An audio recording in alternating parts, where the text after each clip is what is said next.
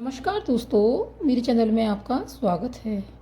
हर कोई अपने घर की सुख शांति और समृद्धि के लिए पूजा पाठ करता है। पूजा के भी कुछ नियम होते हैं, जिनमें एक नियम है पूजा घर में किसी लोटे में जल भरकर रखना। पूजा के इन नियमों में यह एक लोटा जल काफ़ी महत्व रखता है। कई लोग जो अपने घर के मंदिर में जल भरकर नहीं रखते, अगर आप भी उनमें से एक हैं तो छोटे से पात्र में भगवान के समक्ष जल भरकर जरूर रखें। घर के मंदिर में पंच तत्वों की स्थापना होती है, इसलिए जल की स्थापना भी जरूरी है। अग्नि की तरह जल की भी अपनी शक्ति और प्रभाव होता है।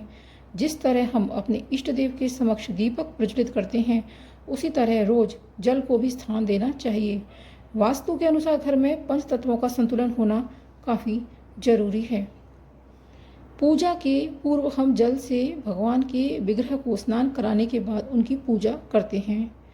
पूजा स्थल पर छिड़काव कर पवित्र करने के लिए भी जल की स्थापना की जाती है।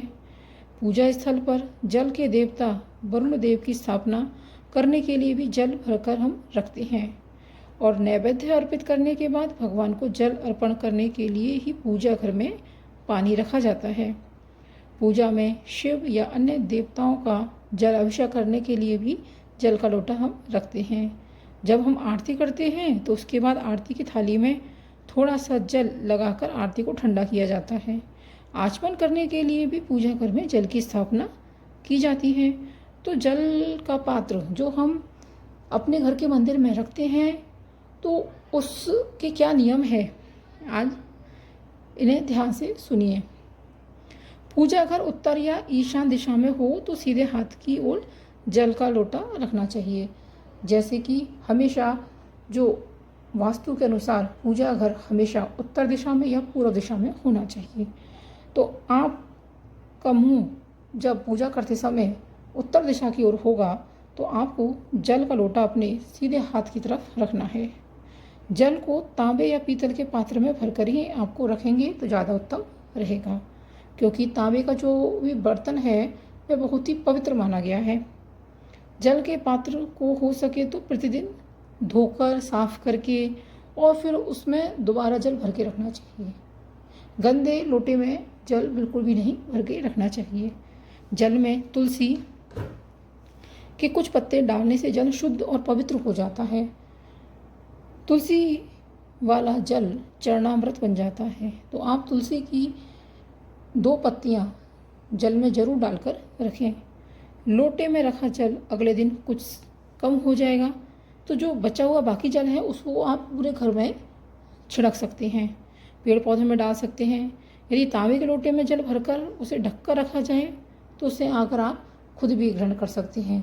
यह जो जल है उसमें सभी देवी देवताओं की शक्तियाँ आ जाती हैं और आप उसको अपने घर में छिड़कते हैं या खुद भी अगर उसका सेवन करते हैं तो बहुत सी परेशानियों से आप बच सकते हैं।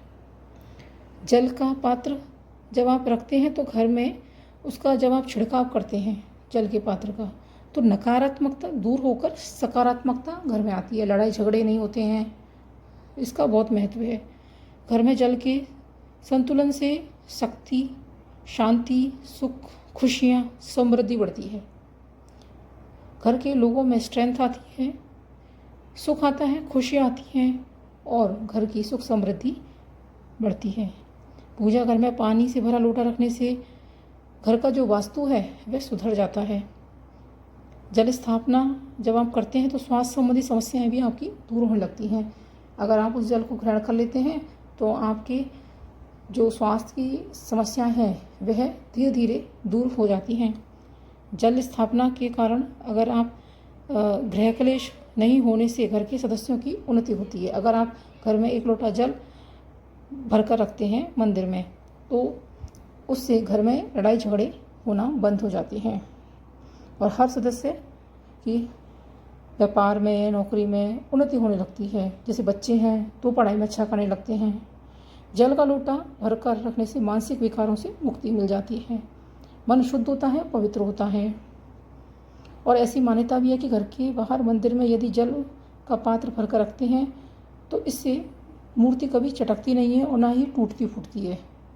आपके घर में जो भी मूर्तियाँ रखी हैं वह हमेशा सही अवस्था में बनी रहती हैं। इससे घर पर बुरी शक्तियों का प्रभाव भी नहीं होता और आप नज़र दोष से भी बच सकते हैं।